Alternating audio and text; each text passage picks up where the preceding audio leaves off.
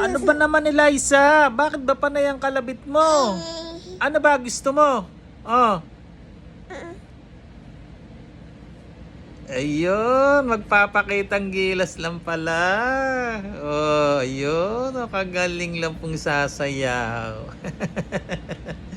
Ah, sige na.